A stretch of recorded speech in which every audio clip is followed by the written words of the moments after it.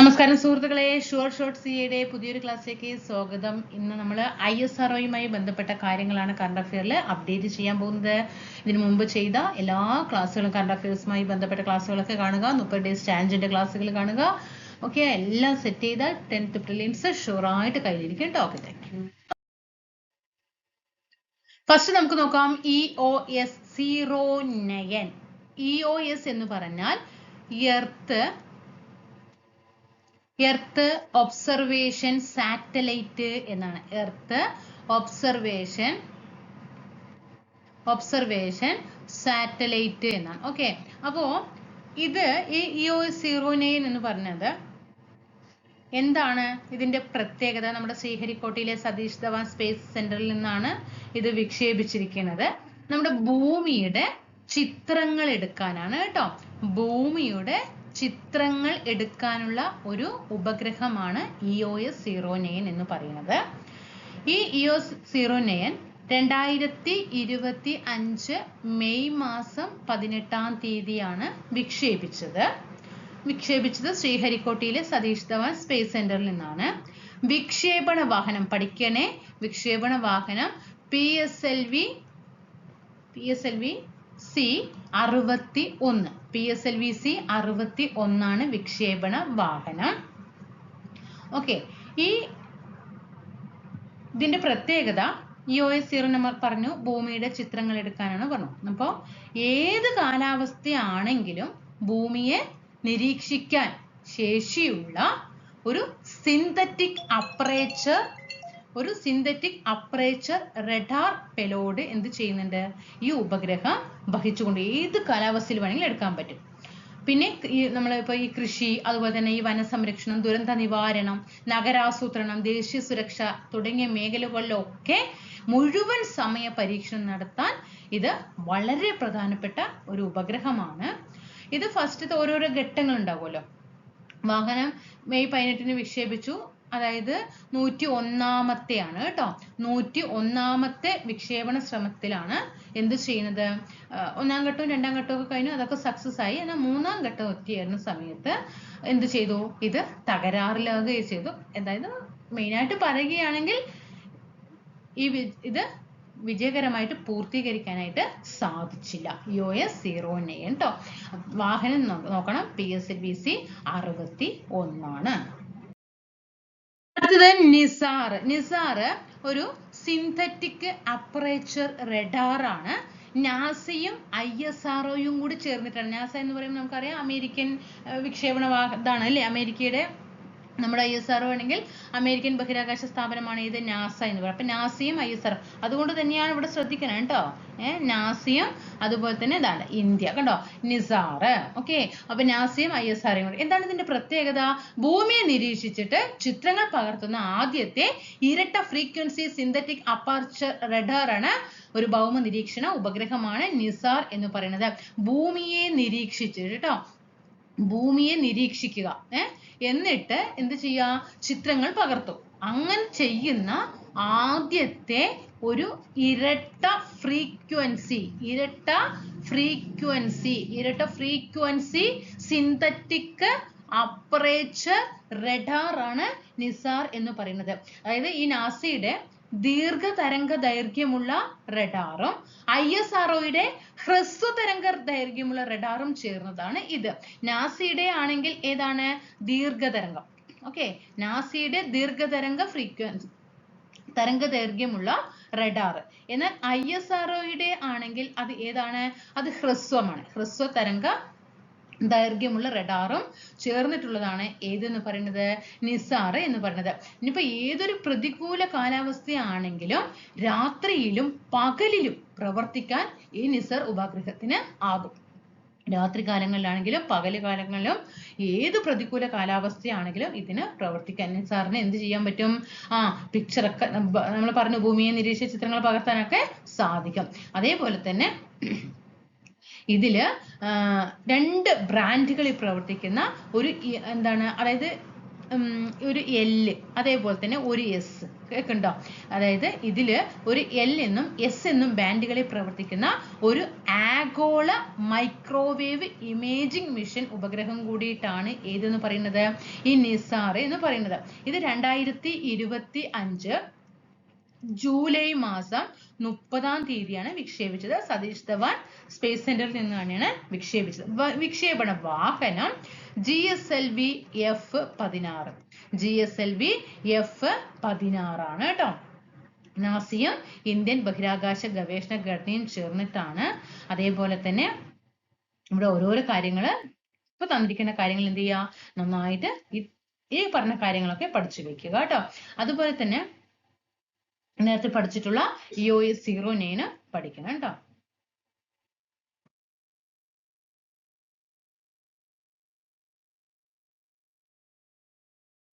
ഇപ്പൊ പഠിച്ച നിസാർ ദൗത്യത്തിന്റെ പ്രധാനപ്പെട്ട ലക്ഷ്യങ്ങൾ എന്തൊക്കെയെന്ന് ചോദിച്ചാൽ ഒന്ന് ശ്രദ്ധിക്കണേ, ഞാൻ പറയുന്നത് ഒന്ന് കേൾക്കണേ. ഭൂമിയുടെയും മഞ്ഞിന്റെയും മാറ്റങ്ങള്, ഭൂമിയുടെയും മഞ്ഞിന്റെയും മാറ്റങ്ങള്, അതുപോലെ തന്നെ പ്രകൃതിയിലെ ആവാസ വ്യവസ്ഥകള്, സമുദ്രങ്ങൾ എന്നിവയെ കുറിച്ച് ഇന്ത്യയിലെയും US-ലെയും ശാസ്ത്രജ്ഞർക്കായിട്ട് പഠിക്കുക. അതേപോലെ തന്നെ ഈ ദൗത്യത്തിലൂടെ തയ്യാറാക്കുന്ന വിശദമായ ഭൂപടങ്ങള്, ഭൂമിയുടെ കരഭാഗങ്ങള്, മഞ്ഞുപാളികള്, ഇതൊക്കെ സാവധാനത്തിലും പെട്ടെന്നുണ്ടാകുന്ന മാറ്റങ്ങളെ കുറിച്ചും കൃത്യമായ വിവരങ്ങൾ നൽകുക. ഇതൊക്കെയാണ് നിസാറിന്റെ ദൗത്യങ്ങൾ. ഓക്കെ, സമുദ്രത്തിലെ മഞ്ഞുപാളികളെ തരംതിരിക്കും, അതുപോലെ തന്നെ കപ്പലുകളുടെ സാന്നിധ്യം കണ്ടെത്താൻ സാധിക്കും, സമുദ്രതീരങ്ങളുടെ നിരീക്ഷണം, കൊടുങ്കാറ്റുകളുടെ സ്വഭാവം മനസ്സിലാക്കാൻ, മണ്ണിന്റെ ഈർപ്പത്തിലുണ്ടാകുന്ന മാറ്റം അളക്കാൻ, ഉപരിതല ജലസ്രോതസ്സുകൾ കണ്ടെത്താൻ, ദുരന്ത നിവാരണ പ്രവർത്തനങ്ങൾക്ക്, മരങ്ങളുടെ മൊത്തത്തിലുള്ള അളവ്, അതിലുണ്ടാകുന്ന മാറ്റങ്ങള്, കൃഷിയിടങ്ങളുടെ വിസ്തൃതിയിൽ ഉണ്ടാകുന്ന മാറ്റങ്ങള്, തണ്ണീർത്തടങ്ങളുടെ വിസ്തൃതിയിൽ ഉണ്ടാകുന്ന മാറ്റങ്ങള്, അതുപോലെ തന്നെ ഭൂകമ്പം, അഗ്നിപർവ്വത സ്ഫോടനം, മണ്ണിടിച്ചിൽ, ഇതിന്റെ മാറ്റങ്ങള്, ഭൂമിക്കടിയിലെ ജലസംഭരണികൾ, അതുപോലെ പെട്രോളിയം, പ്രകൃതിവാതക ശേഖരണങ്ങൾ എന്നിവയുടെ അളവിലുണ്ടാകുന്ന വ്യത്യാസങ്ങൾ, നമ്മുടെ ഭൂമിയുടെ ഉപരിതലം താഴുന്നത് അതുപോലെ തന്നെ ഉയരുന്നത് നിരീക്ഷിക്കാൻ, പ്രകൃതി ദുരന്തങ്ങളുടെ തത്സമയ മുന്നറിയിപ്പുകൾ നൽകാൻ, മഞ്ഞുപാളികളുടെ തകർച്ച അതീവ കൃത്യതയോടെ നിരീക്ഷിക്കാൻ, ഇതൊക്കെ എന്തിനു കഴിയും, നിസാറിന് സാധിക്കും. ഇതിനൊക്കെ വേണ്ടിയിട്ടാണ് ഇത് വിക്ഷേപിച്ചിരിക്കുന്നത് കേട്ടോ. അപ്പോൾ എൽ ബാൻഡ് അതുപോലെ തന്നെ എസ് ഉണ്ട്. അതിൽ എസ് ISROയുടേതുമാണ്, എൽ നാസയുടേതുമാണ് കേട്ടോ. പഠിക്കണം. എസ് ബാൻഡ് ഇസ്രോയുടേതാണ് കേട്ടോ. എസ് ബാൻഡ് ഏതാണ്, ഇസ്രോയുടെയും. എൽ ബാൻഡ് ആരുടേതാണ്, നാസയുടേതുമാണ്. അടുത്തത് CMS-03 ആണ്. ഇതാണ് CMS-03. അതിന് വിക്ഷേപിക്കാൻ ഉപയോഗിച്ച റോക്കറ്റ് ഏതാണ്, LVM-3 M5 ആണ്. LVM-3 M5 എന്ന റോക്കറ്റ് ഉപയോഗിച്ചിട്ടാണ് CMS-03 എന്ന ദൗത്യം. ഓക്കെ, എന്തിനായിരുന്നു, ഇന്ത്യൻ ഭൂപ്രദേശവും വിശാലമായ സമുദ്രമേഖലയും ഉൾപ്പെടെയുള്ള ഇടങ്ങളിൽ സേവനങ്ങൾ നൽകാൻ ശേഷിയുള്ള ഒരു മൾട്ടി ബാൻഡ് വാർത്താവിനിമയ ഉപഗ്രഹമാണ് CMS-03 എന്ന് പറയുന്നത്. ഒന്നും കൂടി ശ്രദ്ധിക്കണേ.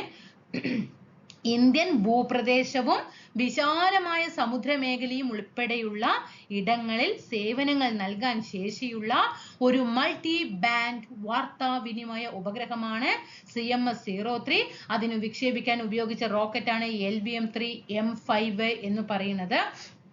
അതേപോലെ തന്നെ നമ്മുടെ ഇന്ത്യൻ മണ്ണിൽ നിന്ന് ഭൂസ്ഥിര ട്രാൻസ്ഫർ ഓർബിറ്റലിലേക്ക് വിക്ഷേപിക്കുന്ന ഏറ്റവും ഭാരമേറിയ വാർത്താവിനിമയ ഉപഗ്രഹമാണ് ഏത്, CMS-03 എന്ന് പറയുന്നത്.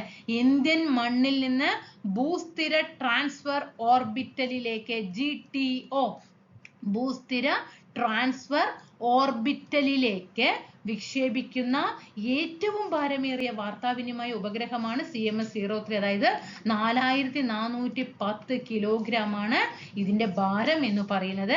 2025 നവംബർ മാസം 2-ാം തീയതിയാണ് ഇത് വിക്ഷേപിക്കുന്നത്. ശ്രീഹരിക്കോട്ടയിലെ സതീഷ് ധവാൻ സ്പേസ് സെന്ററിൽ നിന്നാണ്.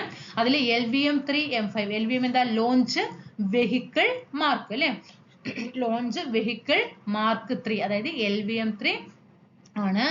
ഓക്കെ, അത്രയും കാര്യങ്ങൾ ഇവിടെ പഠിച്ചു വെക്കുക. അതുപോലെ തന്നെ മിഷൻ ഡയറക്ടർ ആരെന്ന് ചോദിച്ചാൽ വിക്ടർ ജോസഫ് ആണ് കേട്ടോ. മിഷൻ ഡയറക്ടർ ആരാണ്? Victor Joseph. തൃശൂർ സ്വദേശിനിയാണ്. ഓക്കെ, തൃശൂർ സ്വദേശിനിയാണ്. അതായത് ഇത് വിക്ഷേപിക്കാൻ ഇടയായ സാഹചര്യം എന്താന്ന് ചോദിച്ചാൽ നമ്മൾ എപ്പോഴും പഠിക്കാറുണ്ട് ഈ ജിസാറ്റ് 7 അല്ലേ. ജിസാറ്റ് 7ന്റെ പ്രത്യേകത എന്താണ്? ആദ്യത്തെ സൈനിക വാർത്താവിനിമയ ഉപഗ്രഹമാണ് കേട്ടോ.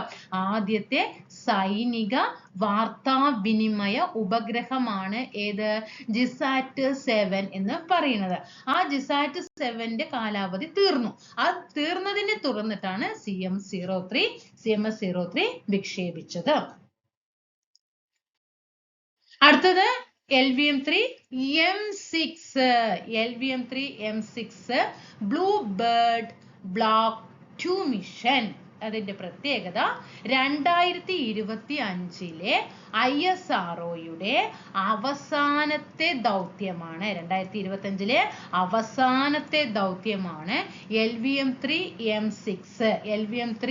M6 blue bird block 2. അതായത് ഇത് വാഹനമാണ്. LVM-3 M6 എന്ന് പറയുന്നത് റോക്കറ്റ് ആണ്. ഏത് വാഹനം ഉപയോഗിച്ചിട്ടാണ് ബ്ലൂ ബേർഡ് ബ്ലോക്ക് 2 വിക്ഷേപിച്ചത് എന്നാണ് പറയുന്നത്. അപ്പൊ ഇന്ത്യയിൽ നിന്നും വിക്ഷേപിക്കുന്ന ഏറ്റവും വലിയത്, ഏറ്റവും ഭാരം കൂടിയത്, വലുതുമാണ് ഭാരം കൂടിയതുമായ ഉപഗ്രഹമാണ് ബ്ലൂ ബേർഡ് ബ്ലോക്ക് 2. അത് വിക്ഷേപിച്ച വാഹനം LVM-3 M6 ആണ്. 2025 ഡിസംബർ മാസം 24 ശ്രീഹരിക്കോട്ടയിലെ സതീഷ് ധവാൻ സ്പേസ് സെന്ററിൽ നിന്നാണ് വിക്ഷേപിച്ചത്. വാഹനം ഏതാണ്? LVM-3 എന്താണ്? LVM-3യുടെ പ്രത്യേകത എന്താ? ബാഹുബലി അല്ലേ. LVM-3 എന്താ? ബാഹുബലി. അതാണ് നമ്മൾ പറഞ്ഞത് ഏറ്റവും വലുതും ഭാരം കൂടിയതുമാണ്. ഓക്കെ, എന്താണ് ലക്ഷ്യം?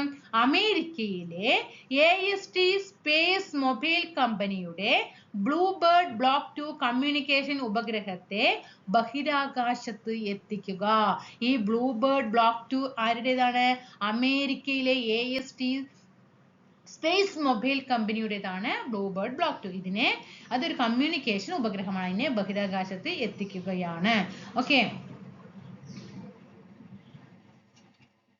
ഇത് വിജയം നമ്മളിപ്പോ വിക്ഷേപിക്കുമ്പോൾ അത് സക്സസ് ആകണം അല്ലെ. ഇത് സക്സസ് ആകാൻ വേണ്ടിയിട്ട് നമ്മുടെ ISRO ചെയർമാൻ ആരാ? വി നാരായണനാണ് അല്ലെ. ഇദ്ദേഹം എന്ത് ചെയ്തു? പ്രത്യേക പൂജകളൊക്കെ നടത്തിയിട്ടുണ്ട് കേട്ടോ. ഇത് വിക്ഷേപണം സക്സസ് ആകാൻ വേണ്ടിയിട്ട് നമ്മുടെ ഈ തിരുപ്പതി ക്ഷേത്രം ഇല്ലേ, ആ തിരുപ്പതി ക്ഷേത്രത്തില് പ്രത്യേക പൂജകളൊക്കെ നടത്തിയിട്ടുണ്ട്.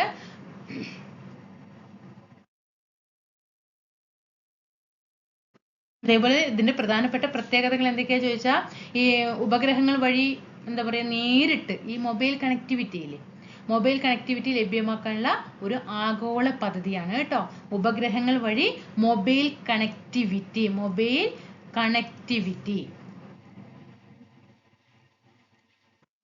കണക്ടിവിറ്റി ലഭ്യമാക്കാനുള്ള ഒരു ആഗോള പദ്ധതിയാണ് ബ്ലൂ ബേർഡ് ബ്ലോക്ക് 2 ദൗത്യം കേട്ടോ. അപ്പൊ ഇതിപ്പോ നിലവിൽ വന്നു കഴിഞ്ഞാൽ എന്ത് ചെയ്യും? ലോകത്തെ എവിടെയുമുള്ള ആളുകൾക്ക് എപ്പോഴും എന്ത് ചെയ്യാൻ പറ്റും? ഈ 4Gയും 5G ഒക്കെ, അതുപോലെ വോയിസ് വീഡിയോ കോളുകൾ, മെസ്സേജുകൾ, ഇന്റർനെറ്റ് സ്ട്രീമിംഗ് ഒക്കെ ഉണ്ടല്ലോ, ഈ ഡാറ്റാ സേവനങ്ങളൊക്കെ ഉപയോഗിക്കാനായിട്ട് സാധിക്കും. അതിന്റെ മിഷൻ ഡയറക്ടർ ആരാണ്? തന്നെയാണ് വിക്ടർ ജോസഫ് തന്നെയാണ്. നമ്മൾ നേരത്തെ പഠിച്ചില്ലേ മിഷൻ ഡയറക്ടർ ആരാണ്? തൃശൂർ സ്വദേശിയായ വിക്ടർ ജോസഫ് തന്നെയാണ്. വെഹിക്കിളിന്റെ ഡയറക്ടർ ആരാന്ന് ചോദിച്ചാൽ അത് ബിജു ആണ് കേട്ടോ. Biju C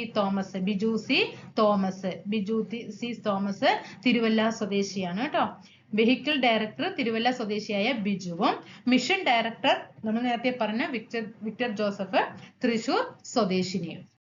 next one EOS N1 കേട്ടോ. EOS N1 ആണ്. വിക്ഷേപണ വാഹനം PSLV-C 62 കേട്ടോ. PSLV-C 62. ഇതിന്റെ പ്രത്യേകത നമ്മുടെ ISROയുടെ 2026 ആദ്യ ദൗത്യം. എക്സാമിന്റെ ക്വസ്റ്റ്യൻ പേപ്പറിൽ ഈ ക്വസ്റ്റ്യൻ പേപ്പർ കാണും കേട്ടോ. 2026 ആദ്യ ദൗത്യമാണ് ISROയുടെ EOS N1 എന്ന് പറയുന്നത്. വിക്ഷേപണ വാഹനം PSLV-C 62 പരാജയപ്പെടുകയാണ് ചെയ്തത് കേട്ടോ. PSLV-C 62 പരാജയപ്പെട്ടു. ഇന്ത്യയുടെ പ്രതിരോധ ഉപഗ്രഹമായ EOS N1 അതേപോലെ തന്നെ ഇതിനൊപ്പം 15 15 ഉപഗ്രഹങ്ങളുമാണ് എന്ത് ചെയ്തിട്ടുണ്ടായിരുന്നത് ഈ ദൗത്യത്തിൽ ഉണ്ടായിരുന്നത്. DRDOയുടെ നേതൃത്വത്തിൽ കേട്ടോ, DRDOയുടെ നേതൃത്വത്തിൽ വികസിപ്പിച്ച അത്യാധുനിക ഭൗമ നിരീക്ഷണ ഉപഗ്രഹമാണ് ഏതെന്ന് പറയുന്നത്, അന്വേഷ എന്ന് പറയുന്നത് കേട്ടോ. അതായത് ഇതിന്റെ കോമൺ ആയിട്ട് പേരെന്താണ്, അന്വേഷ. എന്താണ്, അന്വേഷ. DRDOയുടെ നേതൃത്വത്തിൽ വികസിപ്പിച്ച ഒരു അത്യാധുനിക ഭൗമ നിരീക്ഷണ ഉപഗ്രഹമാണ് ഈ അന്വേഷ എന്ന് പറയുന്നത്. അതായത് EOS-N1 എന്ന് പറയുന്നത്. EOS-N1 അന്വേഷയും അതുപോലെ തന്നെ 15 ഉപഗ്രഹങ്ങളും കൂടി ചേർന്നതാണ്. വിക്ഷേപണ വാഹനം PSLV-C 62 ആണ്. 2026 ISROയുടെ ആദ്യത്തെ ദൗത്യമാണ്. ഓക്കെ ആണല്ലോ. ഇത് വമ്പിച്ച പരാജയം ആയിരുന്നു നേരിടേണ്ടി വന്നത്. ഓക്കെ, പുതുവർഷത്തിലെ ആദ്യത്തെ ഉപഗ്രഹ വിക്ഷേപണമാണ് ഇത്. PSLV-C 62 റോക്കറ്റ് ദൗത്യം പരാജയപ്പെടുകയാണ് ചെയ്തത്. ഓക്കെ, അടുത്തത് GISAT-1A, അതായത് EOS-5 കേട്ടോ. EOS-5 GISAT-1A വിക്ഷേപണ കേന്ദ്രം ശ്രീഹരിക്കോട്ടിൽ നിന്നാണ്. ഇത് വിക്ഷേപിക്കാൻ ഉപയോഗിച്ച റോക്കറ്റ് GSLV-F17 ആണ് കേട്ടോ. GSLV-F17 ആണ് വിക്ഷേപണ വാഹനം GISAT-1A. ഓക്കെ, ഇതൊരു ഭൗമ നിരീക്ഷണ ഉപഗ്രഹം. EOS എന്ന് പറയുമ്പോൾ തന്നെ നമുക്ക് മനസ്സിലാക്കണം അതൊരു ഭൗമ നിരീക്ഷണ ഉപഗ്രഹമാണ്. 2021 ഈ GISAT-1 വിക്ഷേപിച്ചിട്ടുണ്ടായിരുന്നു. അതെന്ത് ചെയ്തു, പരാജയപ്പെട്ടു. ആ പരാജയത്തെ മുൻനിർത്തിക്കൊണ്ട് തന്നെയാണ് അത് നല്ലൊരു പാഠം എന്ത് ചെയ്തിട്ടുണ്ടായിരുന്നു, ISROയ്ക്ക് നേരിടേണ്ടി വന്നിട്ടുണ്ടായിരുന്നു. ആ 2021 പരാജയപ്പെട്ടതാണ് ഏത്, GISAT-1 എന്ന് പറയുന്നത്. ഓക്കെ, GISAT-1 അന്ന് അത് EOS ഏതായിരുന്നു, 3 ആയിരുന്നു കേട്ടോ. EOS 3 ആയിരുന്നു. അപ്പോൾ 2021 കഴിഞ്ഞു. ഇപ്പൊ അറിയാം, ഇത്രയും വർഷങ്ങൾക്ക് ശേഷമാണ് വീണ്ടും ആ പരാജയത്തിന്റെ പാഠം ഉൾക്കൊണ്ടുകൊണ്ടാണ് EOS-5 അതായത് GSAT, അതുകൊണ്ടാണ് GISAT-1A എന്ന് അവിടെ വന്നത് കേട്ടോ. GISAT-1A എന്ന് വന്നത്. ഓക്കെ, അതുകൊണ്ട് തിരിച്ചടിയിൽ നിന്നും പാഠം ഉൾക്കൊണ്ടാണ് എന്ത് ചെയ്യുന്നത്, ISRO ഇതിന് തയ്യാറെടുത്തത് കേട്ടോ. അപ്പോ ഇതിന്റെ പ്രത്യേകത എന്താന്ന് ചോദിച്ചാല്, ഓരോ 5 മിനിറ്റിലും ഉണ്ടല്ലോ, ഓരോ 5 മിനിറ്റിലും ഇപ്പോൾ ഏതെങ്കിലും ഒരു സ്ഥലം തിരഞ്ഞെടുത്തിട്ടുണ്ടെങ്കിൽ ആ പ്രദേശങ്ങളിൽ ഈ ഉപഗ്രഹങ്ങൾക്ക് ചിത്രമെടുക്കാൻ സാധിക്കും. അതേപോലെ തന്നെ പ്രദേശങ്ങളുടെ ചിത്രമെടുക്കാം. ഓക്കെ, തെരഞ്ഞെടുത്ത പ്രദേശങ്ങളുടെ ചിത്രമെടുക്കാൻ 5 മിനിറ്റ് കൊണ്ട് പറ്റും. അതുപോലെ തന്നെ ഓരോ അരമണിക്കൂർ കൊണ്ടും ഇന്ത്യൻ ഉപഭൂഖണ്ഡം ഒന്നാകെ നിരീക്ഷിക്കാൻ ഇതിന് സാധിക്കും. ഓക്കെ, അതുപോലെ തന്നെ ഈ പ്രതിരോധ ആവശ്യങ്ങൾക്ക് വേണ്ടിയിട്ടുള്ള വിവരങ്ങൾ കൈമാറാനും ഈ ഉപഗ്രഹങ്ങൾ കൊണ്ട് സാധിക്കും കേട്ടോ. അത്രയും കാര്യങ്ങളൊക്കെ പഠിക്കുക. പിന്നെ ഇനി ഇപ്പൊ നമുക്ക് അടുത്തത് പറയാനുള്ളത് ഈ ചന്ദ്രയാൻ 4 ഉണ്ടല്ലോ, ചന്ദ്രയാൻ 4 അത് 2028 വിക്ഷേപിക്കും കേട്ടോ. ചന്ദ്രയാൻ 4 നമ്മൾ ചന്ദ്രയാൻ 1, ചന്ദ്രയാൻ 2, ചന്ദ്രയാൻ 3 ഒക്കെ പഠിക്കാറില്ലേ. ഇനി ചന്ദ്രയാൻ 4 2028 വിക്ഷേപിക്കും. അപ്പോഴേക്കും സർവീസിക്കുക കേട്ടോ. ഞാൻ അത് പഠിക്കാനായിട്ട് നിൽക്കരുത്. പഠിക്കണം, അറിയണം, എങ്കിലും PSCക്ക് വേണ്ടിയിട്ട് പഠിക്കുക എന്നുള്ളൊരു ഇതിൽ ആകരുത്. അപ്പൊ അതിന് മുമ്പ് എന്ത് ചെയ്യുക, സർവീസിൽ കയറുക. ഓക്കെ ആണല്ലോ. ക്ലാസ്സുകളൊക്കെ ഇഷ്ടപ്പെട്ടു എന്ന് വിചാരിക്കുന്നു. ഇന്ന് ISROയുമായി ബന്ധപ്പെട്ട് ഒരു വർഷത്തിലെ കാര്യങ്ങൾ 2025 മെയ് മാസം മുതൽ 2026 മെയ് വരെയുള്ള കാര്യങ്ങളാണ് എന്ത് ചെയ്തത്, നിങ്ങൾക്ക് അപ്ഡേറ്റ് ചെയ്ത് തന്നത് കേട്ടോ. ISROയുമായി ബന്ധ കാര്യങ്ങൾ. ഓക്കെ ആണല്ലോ. Thank you.